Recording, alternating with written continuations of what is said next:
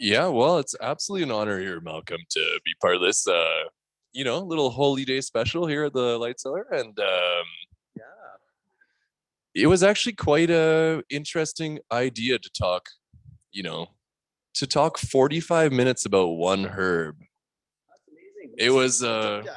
yeah, to talk 45 minutes about one herb was, I thought it would be really easy and that I would have trouble to come up with enough time to talk about rhodiola with you guys. But as I got deeper and deeper into this herb, well, one of the things you got to realize, this herb was worth its weight in gold at one time. And there's so much to talk about when we start talking about Rhodiola Rosea. So, a little bit about rhodiola. Well, I've been working this herb for about 11 years. So, for about 11 years, I've actually been digging this herb.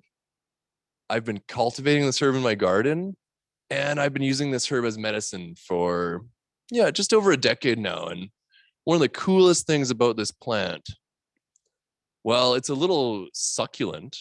It's actually a succulent, which is really neat. And it is a perennial. So it can live for many years. And every year that it grows older, it grows wiser and richer in medicinal constituents. But yeah, it does very well in our Alberta climate. And we're cultivating it here in Alberta, actually. So it's one of the greatest herbs we have locally. These past 2 years, we've really had to start looking as herbalists. What are the most powerful herbs we have closer to home? So that's really what got me into rhodiola 10 years ago. Because 10 years ago, I was thinking local, what can we grow here? What are the most powerful herbs we have at our fingertips? So rhodiola is one of them. So in today's class, we're going to go on a sort of historic journey through time to look at some of the earliest writings on rhodiola, because this herb goes back, to the earliest Chinese herbals. It's been well known and well studied throughout history. And we're going to look at some of the real reasons why was this herb so valuable. How come you would give your gold for rhodiola? Well, there's so many good reasons.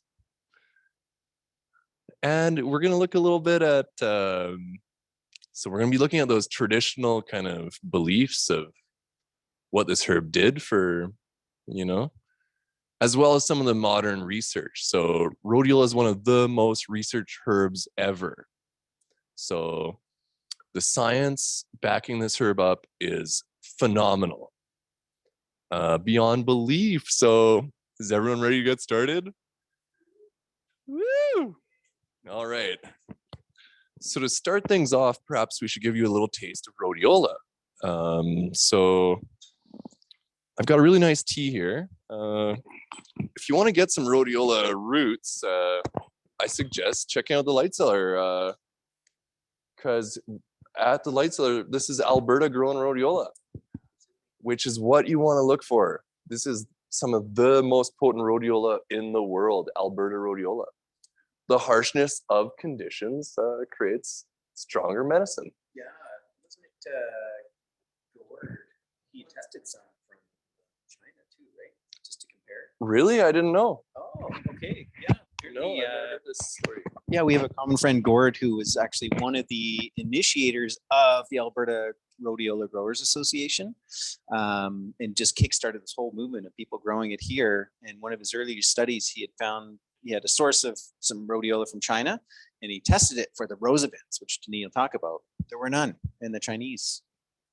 Yeah, quality. And in China, it does get a bit of a bad rap. Partly deserved, but partly not. It's got the best and the worst. Like there's an extreme spectrum of quality. And I know other people, friends of mine that source items from China, they're just constantly always like testing it, making sure the quality is good. I remember my friend Daniel when he first sourced pine pollen from them, and he tested it. And he's like, "Oh, this is high in aluminum." They're like, "Oh, we didn't know. You should have said you didn't want the no aluminum pine pollen." And he's like, "What?" So, anyways, Yeah, so yeah, it's something that supports our local economies. It's a really beautiful thing to be doing these days. So I made some tea with the rhodiola. One thing you'll notice is how red it is. One thing you'll notice is this is from the rhodiola root. So that red color is I thought this was a mead you'd brought us. oh well, that's for a little bit later here. You want to give it a taste with me here, Malcolm, just for the camera? I'll pass it around. Yeah, photo op. All right. Yeah.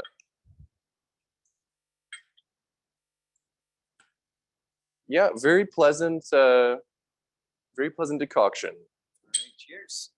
Yes. You can see some of this. Yeah, it's just there's no sweetener in here at all. It's just the rhodiola tea. Serve that up. All right. Oh yeah. What a beautiful flavor. Because rhodiola, it's called Rhodiola Rosea, right? Because it has rose events, which is it's actually the same flavonoid that's found in rose petals. So it's very fascinating. If you like roses, you're gonna probably like rhodiola. Just a sip. Rosevins, yeah. We'll get into those. Yeah. So is everyone ready to start the journey to discover where rhodiola comes from? Yeah. Okay. So to really get into rhodiola, the very first kind of writings are from, it's actually interesting, it's from Tibetan herbalism.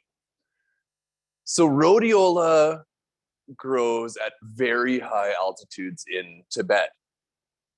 And this is kind of a good indicator of what it's going to be good for.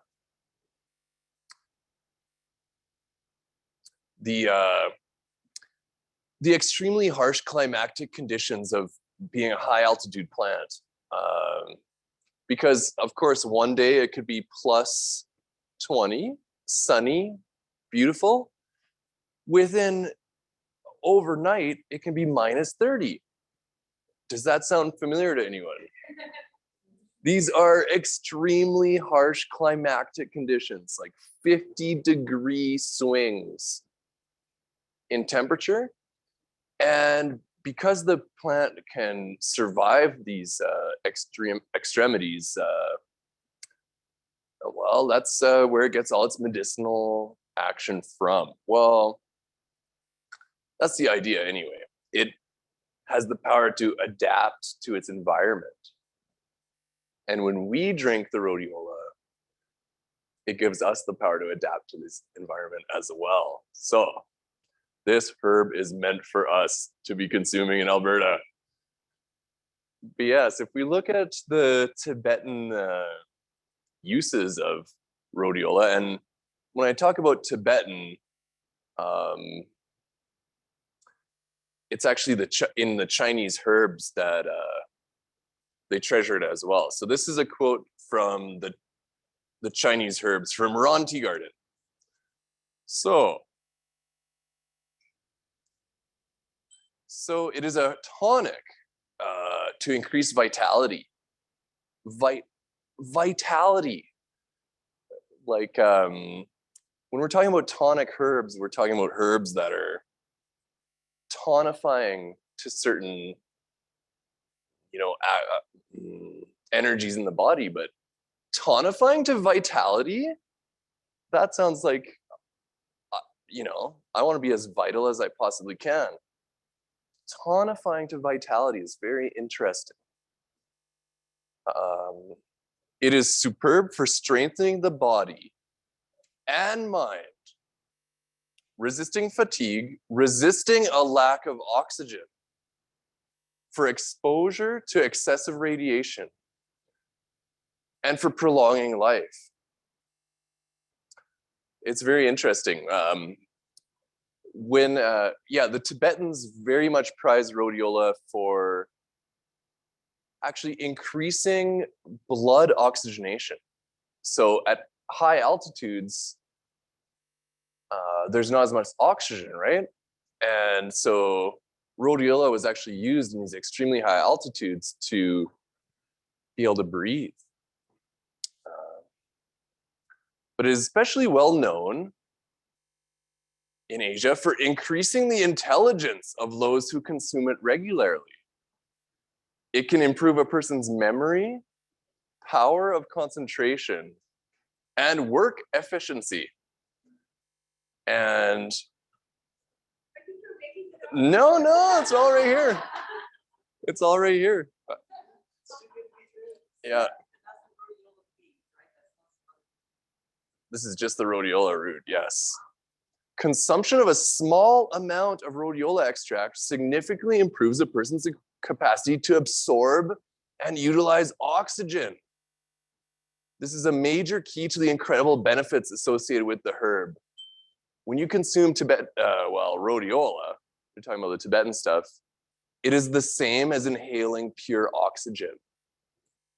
That's what the Chinese herb is talking about. So oxygenating the blood and oxygenating the brain is one of the greatest ways to improve memory. So a lot of the memory enhancing effects come from this oxygenating of the blood. Transporting oxygen to the brain, fascinating, has all these benefits, including, well, being very good for insomnia. But there's some warnings about taking rhodiola too soon before bed. We'll get into that. So that's the Tibetan and Chinese medicinal herb perspective. These claims are outrageous, are they? Or are they? There's another reason why it's worth its weight in gold. 100 grams of gold, 20 bucks. What's going on here? So we see rhodiola extensively used in Tibetan and Chinese medicine. The other place we start to see rhodiola historically in the records is in Siberia. And all across Siberia, rhodiola was actually a currency. So you could trade rhodiola roots for wine, honey, all the good things in life could be acquired with rhodiola. So it was one of the currencies of the world, which is quite fascinating. The Siberians also always gave rhodiola as a wedding gift to newlyweds, and it it is definitely, at least as a man, been very effective for, I was warning you about keeping you up all night. If you take it too soon before bed, rhodiola, you'll definitely, sometimes you want to be up all night, right? That's definitely one of the, maybe that's why it's worth its weight in gold, eh? Oh. So the next place we see rhodiola used in history extensively is actually the Vikings. So the Vikings extensively used rhodiola, and it is hypothesized that actually it was thanks to rhodiola that the Vikings were able to conquer the world. On their long sea voyages, sometimes you have to be awake 3 days nonstop in a storm because you can't go to sleep because you have to hang on. If you're in a storm for 3 days, if you fall asleep, you're you're overboard. Yeah, it's and it's very fascinating. And then I've got this amazing book here, Icelandic herbs and their medicinal uses from Anna Rosa. So even today in Iceland, they still use the rhodiola, and she actually has an amazing quote in here from the 1700s when it's interesting. Western medicine had, you'll see in this quote, Western botanical medicine ideas. So this is from 1783 from Bjorn Halldórsson, The Uses of Herbs. So this was written in, it's a Swedish man. So in Sweden in 1783, they wrote this about rhodiola. When taken in a decoction of rose root, so that was their name for Rhodiola Rosea, rose root, because it has those rose. It dries and constricts. So it is astringent, dries and constricts. This can be very useful in numerous applications. It heals sore mouths. And that's that astringent quality, tightens tissues. Cleans kidneys of sand, which would become gravel. Oh, I would never want to pass a stone. I've seen what happens to men with kidney stones. It's frightening. It'll actually stop diarrhea. That's again this constricting, drying effect. It heals headaches and strengthens the head, and also hair growth if the head is washed in it. I find that very interesting. They're talking about strengthening the head, and that's going to be a big part of rhodiola's actions and benefits, actually, is for the mind, for memory, for concentration. So even in 1783, they knew could strengthen the head. So this is a very fascinating book. Oh yeah, Anna Rosa Roberts' daughter. Icelandic herbs, which is really a really good book because it is, every single herb in this book is in Canada too, right? Every single herb in this book is in the circumboreal region. Yeah.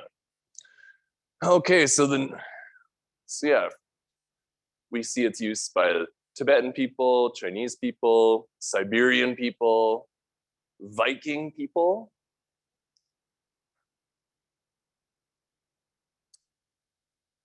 Next on the list is the Soviets. So, well, and the Native Americans actually used it too. So Native Americans actually used rhodiola as well. I don't have any I was trying to look through some of my books. Apparently they would use it for immune stuff, colds and coughs and stuff, but it's very interesting too. It is one of these great stress relievers. But moving on to the Soviets, this is where rhodiola gets really weird and interesting. So the Soviets, they actually coined the term here that's very important. Like everyone to look up this word, adaptogens. Adaptogens in Medical Herbalism is one of the most important books ever written, I dare say. The Soviets coined the term adaptogen as a herbal action. So a herb that is adaptogenic literally means a herb that allows one's body to adapt to stressful circumstances. And not only are, and basically protects the body's internal organs from the harmful effects of stress. Stress affects every single organ of the body. And when you take a herb that's adaptogenic,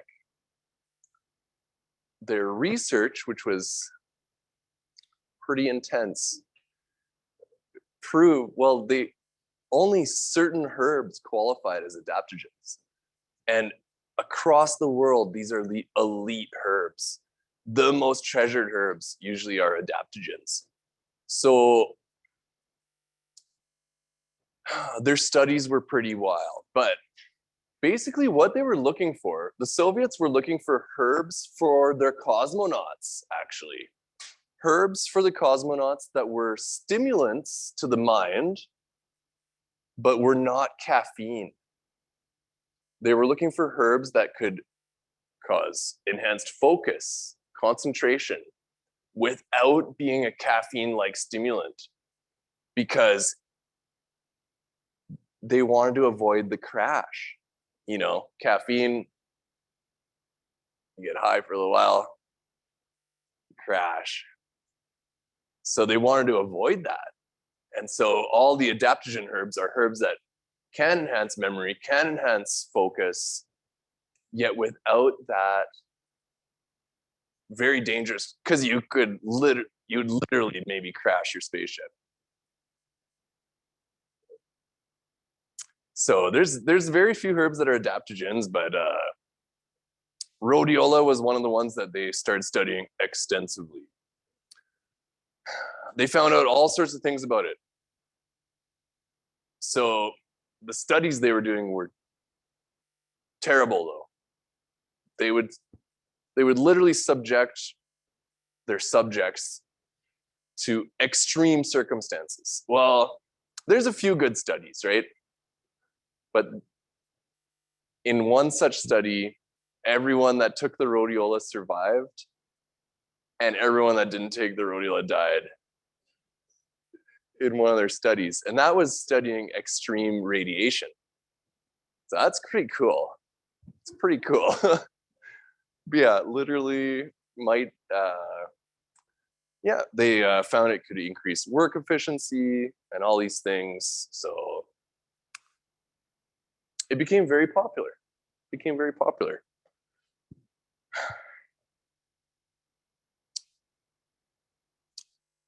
Moving on from the Soviets, though, we're now looking at modern medicine, modern herbalism, and the research on rhodiola is extensive. If you want to be a big nerd, if you want to really be a nerd and get into the science, this is the book you gotta get. Let me check rhodiola in here, but literally this guy has 50 different research studies quoted for his little chapter on rhodiola. But it's in here somewhere. Yeah, while you're finding that, I thought I'd share some tincture. Oh. It's prevalent. If you taste the tincture, you'll really notice that constrictive, like drying quality. Yeah, very interesting. So there's Malcolm's rhodiola tincture. It's one of my faves. Yeah. So if you want, you can squirt some into your cup. Yeah, give me a and you'll definitely get that drying, constrictive feeling.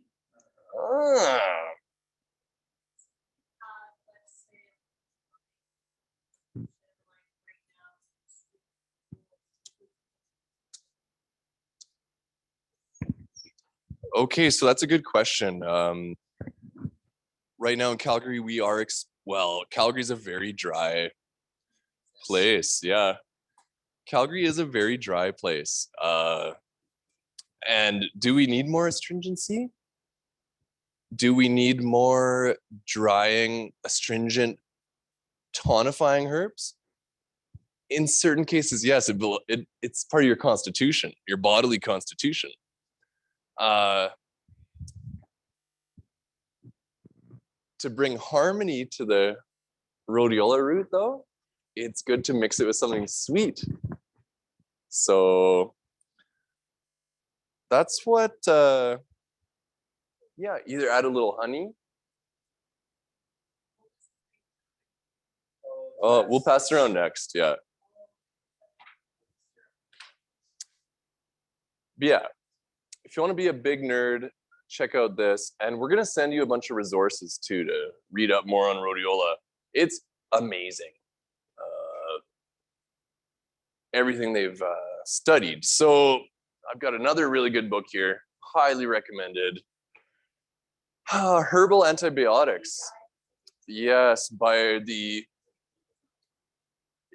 late Stephen Hayward Buhner, but he's around. He's ascended. So this book is very fascinating because it approaches the immune system in a holistic way. And there's a whole chapter in here about the very first line of defense. The very first line of defense is actually strengthening the immune system. And rhodiola is one of the herbs he really likes for actually just building resilience in the human body. It might be because it protects you from stress, that it like creates a shield around you that is your immune system. The stress, of course, affects your immune system first. I don't know who here gets like a cold as soon as they get stressed out. Well, I guess we're not allowed to admit that anymore.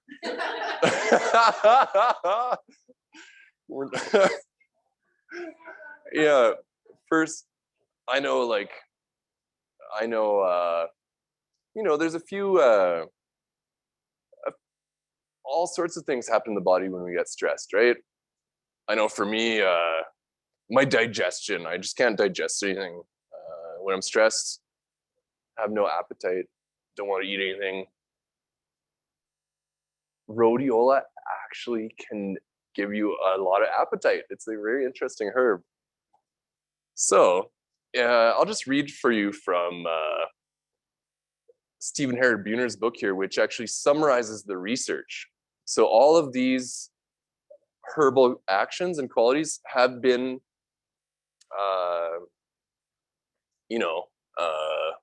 proved by research. So properties of rhodiola: actions, adaptogen, adapt to the stress.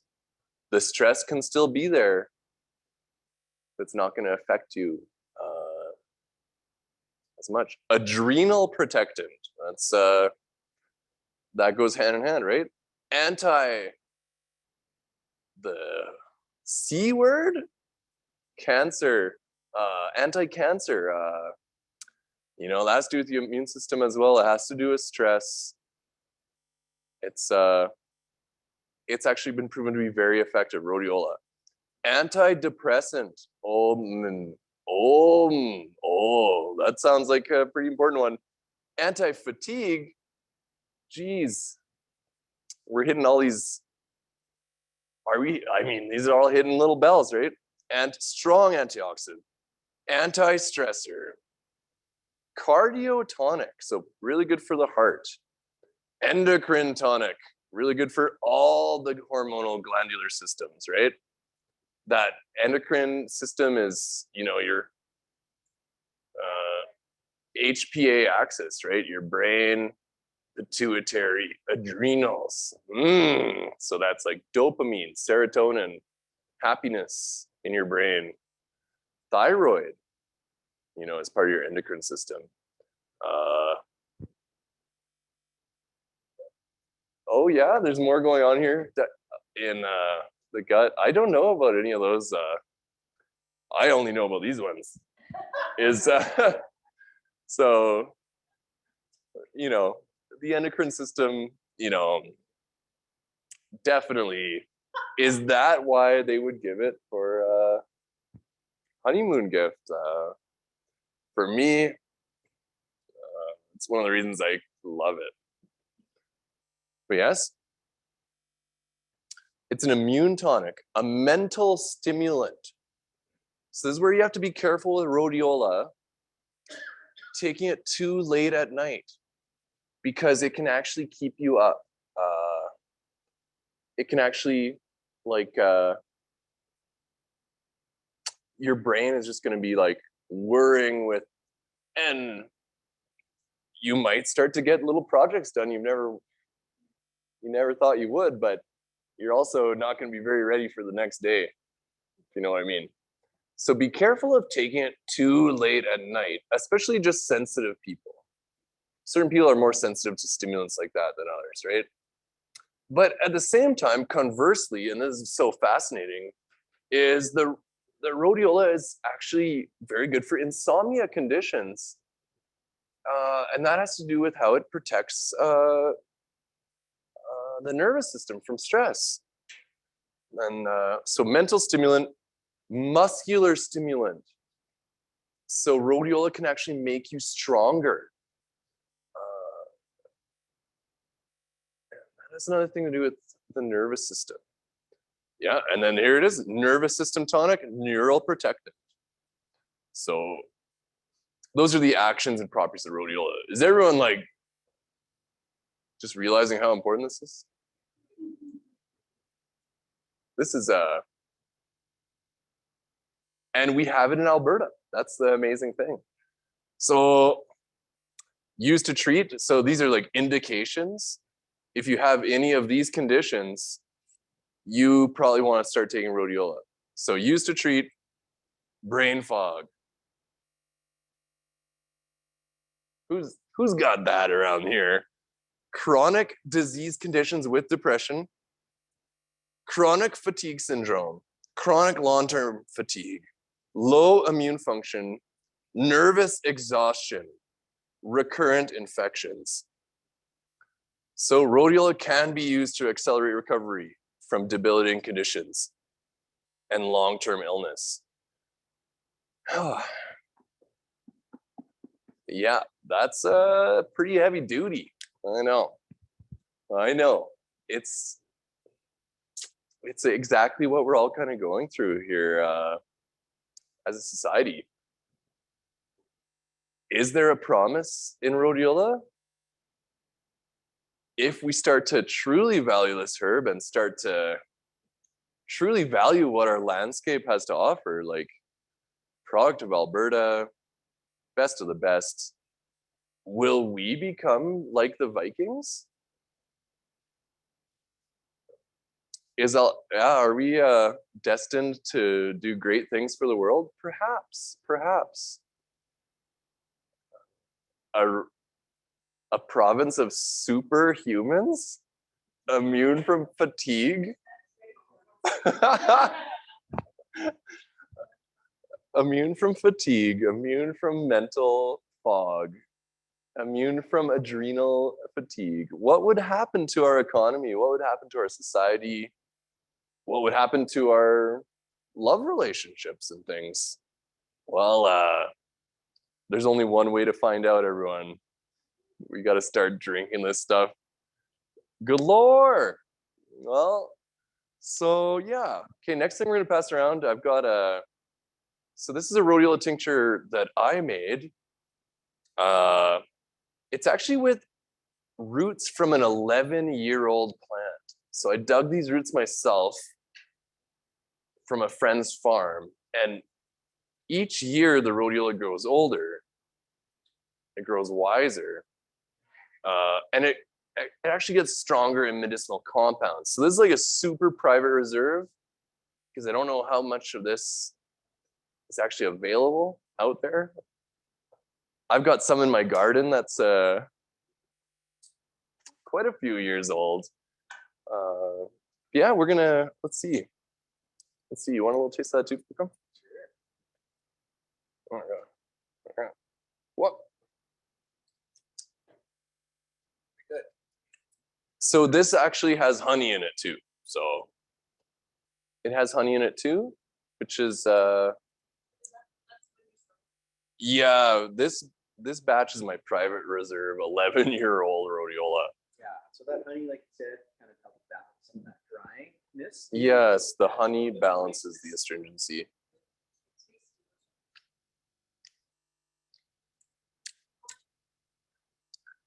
Oh, it's a good question.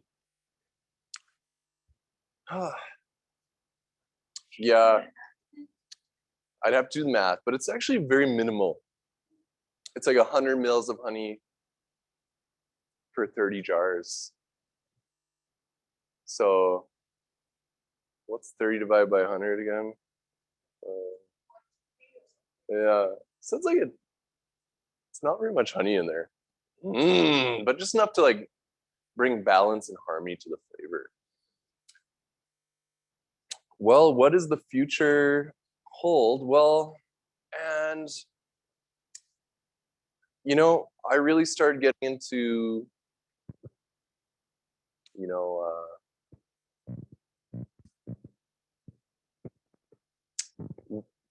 what are the local Alberta adaptogens and the most valuable herbs we have around. Rhodiola is definitely one of them. There's a few more, and stay tuned because we're going to be sharing all about them in the coming times, I betcha. So my other really super favorite way to enjoy rhodiola is a very traditional way to enjoy rhodiola. And that's actually as a mead. So perhaps that's what the Vikings were up to when they so fermenting the rhodiola is very interesting as well. Fermentation is known to not only produce novel compounds and nutrients that you wouldn't have otherwise. Like there is a miracle involved in fermentation we still don't understand. Things are generated almost out of magic, such as alcohol. Honey, mix the honey with the water. In this case, it's rhodiola tea. And something magical happens. The Vikings said that the gods and where were they? Where were the Viking gods hanging out again? In Valhalla. They wanted humans to be happy. So that's why they created alcohol for us on the earth.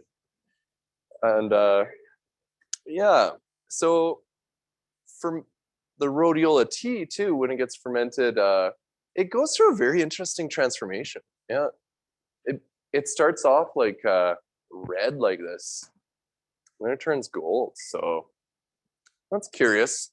So there's a mead I made that is quite light in alcohol. The idea was that I would be making something more like a beer, and it's about that strength, I'd say. And this is still quite young. Like I just poured it for this class today, but I would let this age a lot longer. Actually, you would let it age, and it would get clearer and clearer, and stronger and stronger in alcohol. But have a little sip of that. Fermented into alcohol, yeah. This was started on Halloween night. October 31st. So that's 1 month and a half. 1 month and 2 weeks, yeah.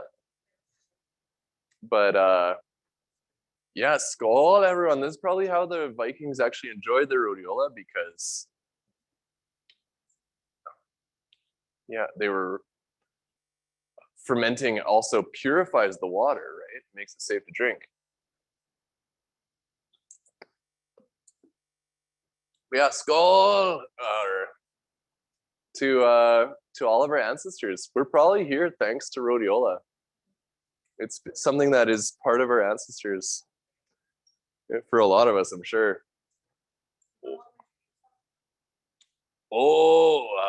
The question was, how long would I keep aging this mead?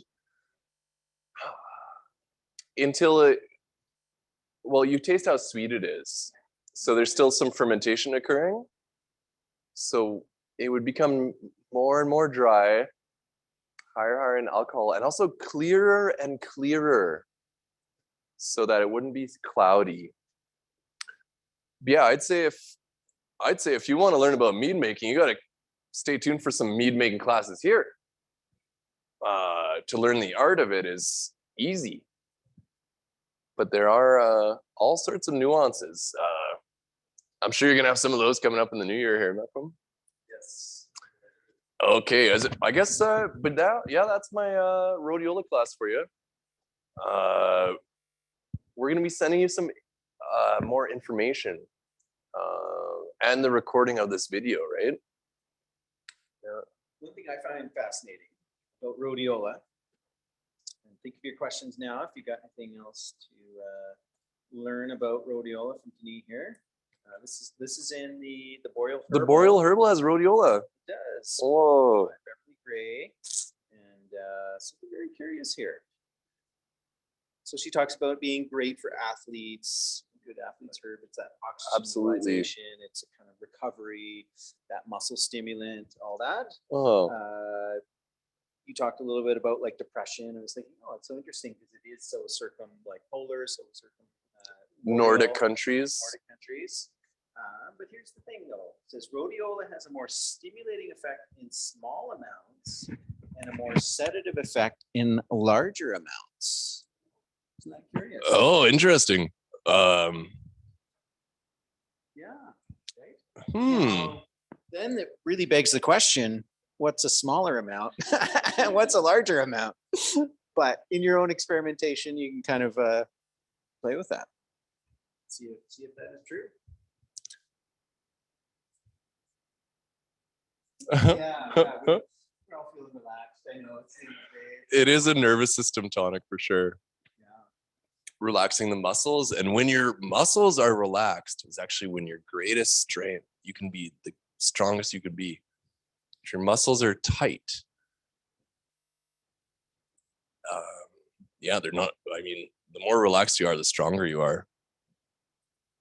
This totally makes sense. Rhodiola root recommended to travelers as an antidote to altitude sickness, right? Again, that oxygen utilization.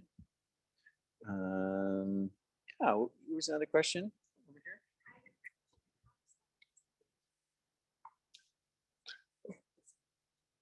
All right, so it's a great question. Why is rhodiola such a good oxygenator of the blood? How does that work? It actually has to do with its ability to purify the blood. So the cleaner your blood is, the more oxygen it can actually transport to the brain. So if you ever, I don't know, have you ever looked at like those, like the microscope photos when you look at the blood? I forget what that's called. Live blood cell analysis. Yeah, so bad blood is all like clumped up, and it can't, because it's clumped, the blood cells can't bring oxygen with it. So I guess it's supposed to purify the blood, make your blood beautiful, and then because of that, bring more oxygen to the brain.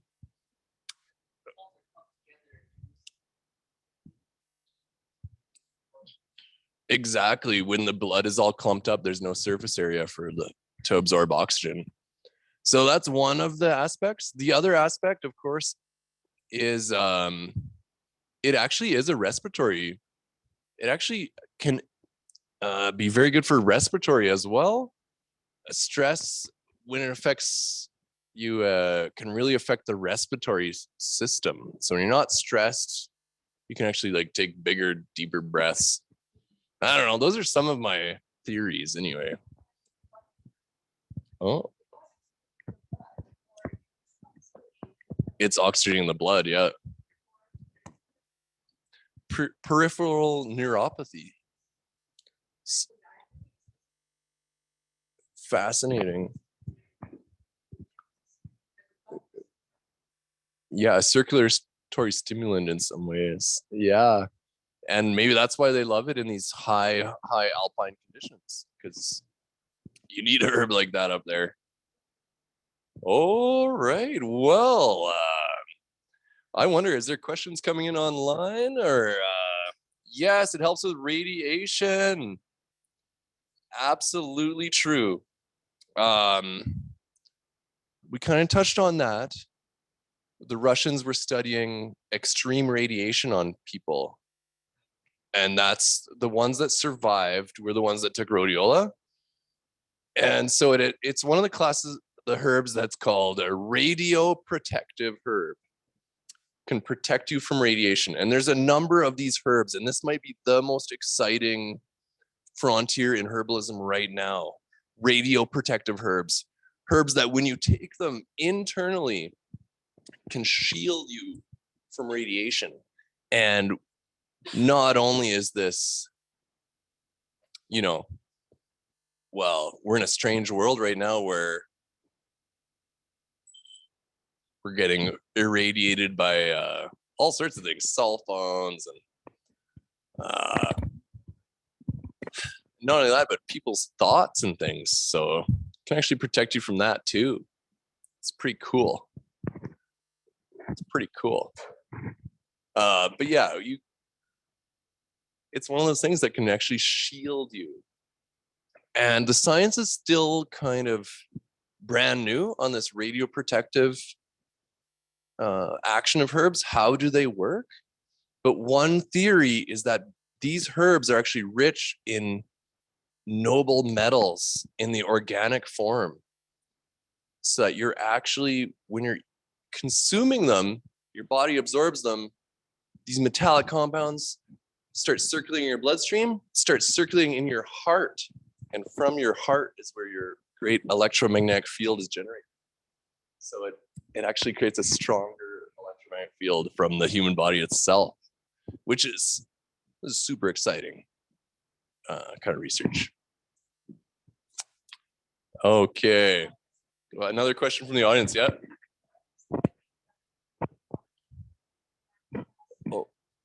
Oh yes. The question from the audience was, are there other parts of the plant you can use? Absolutely. And in fact, rhodiola is completely edible. And apparently they would eat the greens. And it's similar to aloe vera. You can use the green parts of the plant, mush them into a goo, apply them to burns and things. Very cool. Very neat. Okay, and another good question here from the audience. How long can rhodiola live? We don't know. We don't know. Yeah. You know, and I keep propagating mine. I do propagate mine from root division. So that plant, who knows how old it is? Who knows how old it is? I don't know. Yeah, it's very wise. Well, yeah, I'm hoping to have a bunch of baby plants in the spring. So if you really want a rhodiola for your garden, they do extremely well here. They don't need any watering. Yeah, they like harsh conditions. So those are the plants I like. Those are the plants I like. All right, everyone. Well, so I guess we're gonna sign off here. Yeah, thanks everyone. That was a great little class. And yeah, we'll see you in the 2023.